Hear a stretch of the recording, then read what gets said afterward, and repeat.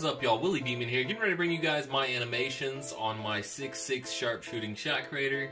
I've had this requested by a few different people, so I'm gonna bring you guys this this quick animation guide. So jump shot, I got a custom on here that Quizzy hooked me up with that I've been trying out, and I really like it. It's pretty nice. I'm not really gonna go into detail on it. Free throw, you can pretty much pick any free throw you want. I'm just using free throw 50. It's just the one that I kind of started out with and I've gotten used to. Now the most important thing, the one that everybody wants to know, is the dribble pull up. So dribble pull up, I honestly think you should just pick one that you like. But Athletic 5 has really worked for me. I just kind of like the leg kick on it. It matches my jump shot as well. So the jump shot that I have on that's a custom has sort of a leg kick as well. It usually kind of just helps with timing. You know, the more kind of timing cues you can get on your shot as far as your body is always nice. Another thing I would tell you guys is between your jump shot and your dribble pull up is to try to match your speed on your jump shot with the speed on your dribble pull up.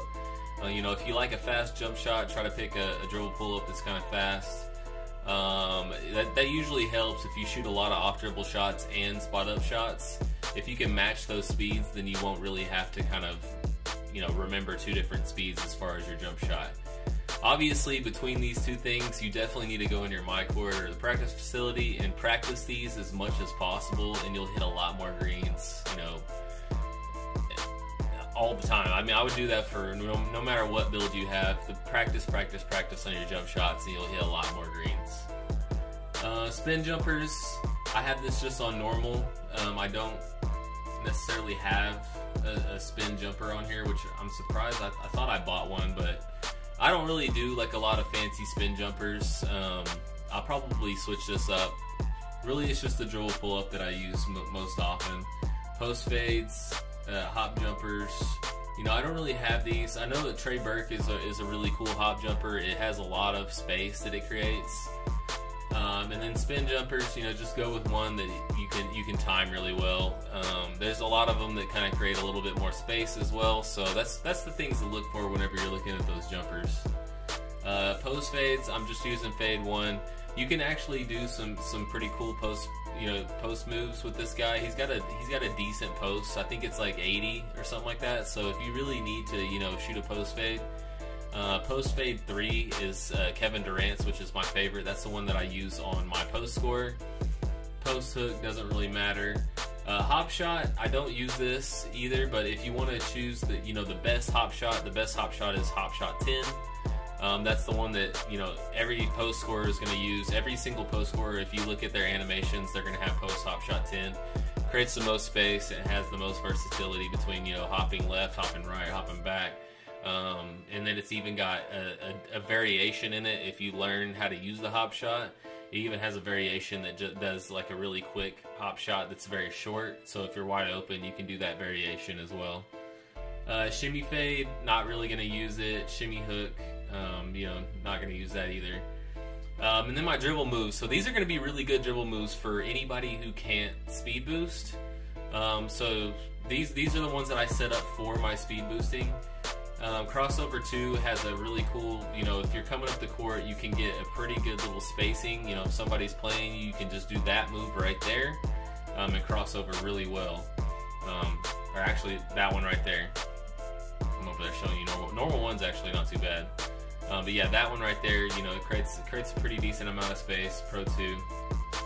Moving behind the back, Pro 5 is definitely my favorite. This one is probably the main move that I use. You know, probably 80% of the time whenever I'm dribbling the ball up the court. You know, dribble the ball up the court, do the behind the back. It's really quick, gives you a pretty nice little speed boost. Also, if you're standing still and you do a behind the back and press to the side, he'll do, you know, a pretty decent little space creating move. So this is a really important one, Pro 5 behind the back. Moving spins, I use Pro 1, which, you know, there's nothing really fancy about this. I don't do a lot of spins. Moving hesitation, I use Pro 7. I don't do this a ton. It's just really quick, which is kind of the main reason why I like to use it. If I'm going to do a hesitation, I want him to kind of do the hesitation and then be ready to dribble more, you know, immediately, essentially. Standing size up combos, I like to use Curry. I have a few different ones that I've tried, but Curry's just the one that I'm most used to. I don't do a ton of standing size up combos. This is going to be more for people who can speed boost, because you can enter into the standing size up combo and then try to burst out of it, but the burst is just not very fast. It is a good move to sort of throw off the person that's guarding you, because you can burst out of it either direction on Curry. You just got to get your timing down on, you know, when to burst. So this is something you need to go in your my court and just check out and see, you know, at what timings in the size up can you burst right or left. Moving size up combos, I'm on Pro 12. You know, I don't use it a lot. It's really just kind of look cool whenever you're coming up the court. Park size ups, I can't get any of those because I can't dribble that well. And then really the rest of these are going to be sort of just kind of whatever you want to do. I use Eric Bledsoe for this one just because he gets a little bit of room. Anything that gives you more space, you know, just to throw off the defender is better. So you can kind of go through those. Steph Curry, definitely this is one I use a lot in my career, just to make them hit the screens a lot more. So I can make them hit the screen by just doing that, and then I can cross back over, or I can keep going to the right, you know, either way. Between the legs is just for show, really. You used to be able to speed boost out of this, you know, way back in the day, but this is more for just show, you know, every once in a while. You know, quick Kobe Bryant action.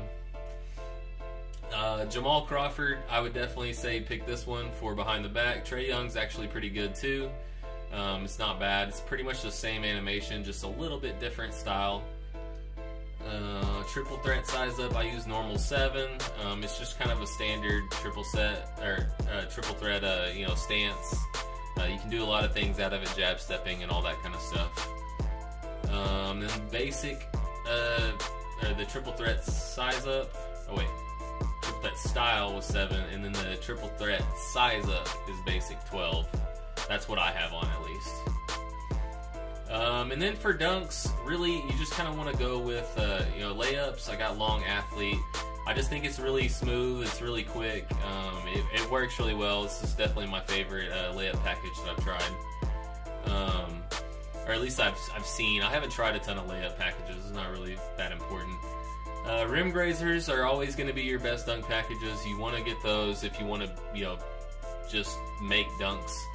These are going to be the ones that don't get blocked as much. And then I have a few different ones like under basket regular. And then some of the athletic ones, you know, athletic one-handers off 2. Quick drops are always great. And then I have reverses. So, you know, I just have a few different ones here. And then I don't have, you know, many reverses. I just have reverses off 1 here. You always want to try to equip one reverse. Or not reverse, I'm sorry. Baseline. You want to try to pick one baseline dunk, but I'm going for acrobat right now, so I don't have a reverse dunk on.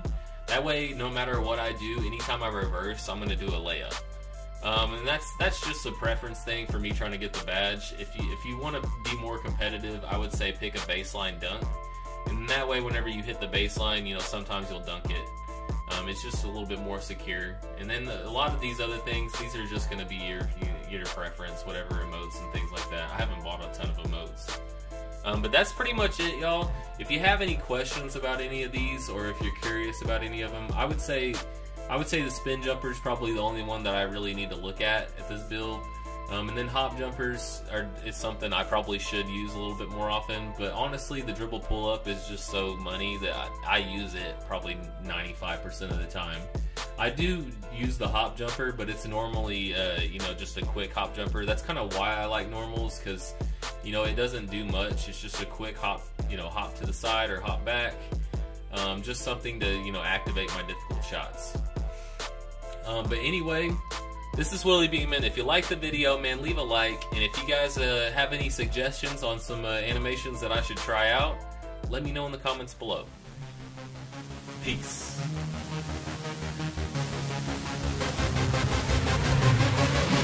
Yeah.